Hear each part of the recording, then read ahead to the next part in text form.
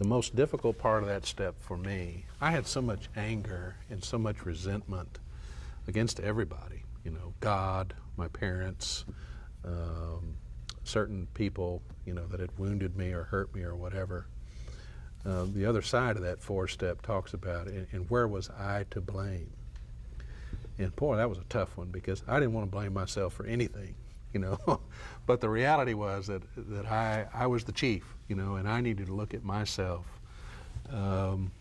more than I needed to look at anybody else. I really needed to own my resentment and understand, you know, where I had gone wrong and what I had done.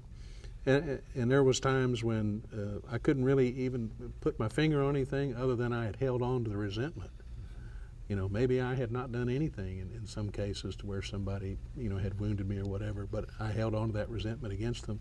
And that created a barrier between me and them and me and God. And so I had to let that go. And that's been a process for me. When I first did my first four-step and took that inventory and did all of that, as time has gone on, God revealed to me that I had a resentment against this person that I didn't realize I had in the first place. And then there's been situations that have come up in my life where I realized I'd gotten a resentment, so I needed to do a four-step with this individual.